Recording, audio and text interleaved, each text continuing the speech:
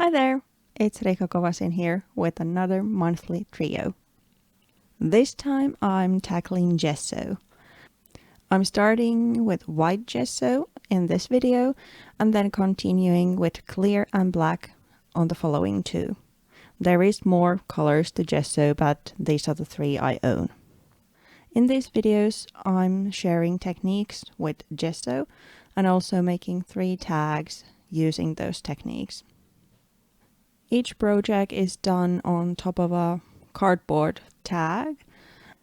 I'm using different techniques to create the tags, but they all have something in common. The use of gesso and also the paper doll on top. All of the gessos I'm using during this series are acrylic based. So they are like acrylic paints, but a little bit different. Gesso is a primer, so it's meant to prepare the surface so the colorants don't bleed through. So you need less colorants, which are usually the costly part of paints, and also to give it some tooth for the paints or colorants to adhere. But you can use it for so many more techniques. Here's a couple during this video and some more in the following 2 of this series. As you have seen, I'm starting this particular tag by making a collage. I'm using really contrasting papers that are black and white, but you could also use anything that is not your favorite paper, let's say.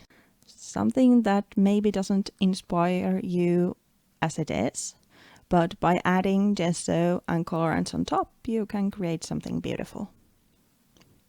The white gesso I'm using for these techniques is a heavy body gesso, so it's thick. Most of the techniques, if not all, work with any kind of gesso, but remember the gessos are different. Some are more plasticky, let's say, than others. Some are more chalky, and naturally the thickness is varying. So try all these techniques with the gesso you have. I'm using a gesso by Finnabair. White gesso is excellent for toning down patterns. So even if the tag is quite contrasty or vibrant in a way, when I add a layer of white gesso on top, it looks totally different and is more prepared for layers coming on top because the background isn't the highlight anymore. Depending on the gesso you use, you may need a couple of coats or then just one. It also depends what kind of papers you are working on. Here the zigzag pattern of the black and white paper needed 2 coats to be kind of in the same line with the others. Especially this heavy body gesso is great for stenciling because it's thick enough, it will hold its form.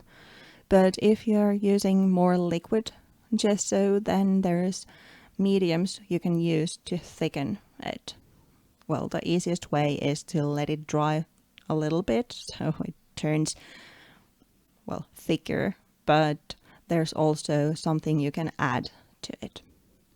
But if you're working with heavy body gesso, just pick a stencil and then apply the gesso through it and you'll have a lovely pattern.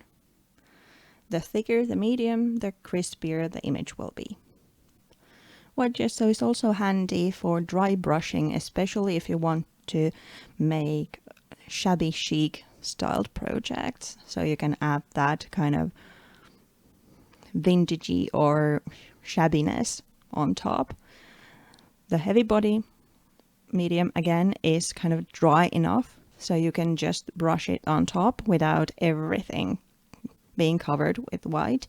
But again, if you use a more liquid gesso, then dry the brush so it's almost that there's nothing left anymore, and then apply the paint onto your project, because then it's only getting to the high points of the composition and not covering everything.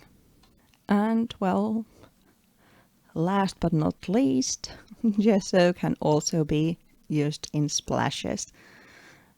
Gessos are usually highly pigmented, so even if you need to dilute a heavy gesso a little so it will actually lift from the brush when you flick it, there's still enough pigment to make it look white rather than just grayish or transparent. Okay, that's all for today. Here's the shot of the finished project and some detailed shots. I'm hoping you'll be back tomorrow for another part of this gesso series. Thank you for watching. See you. Bye bye.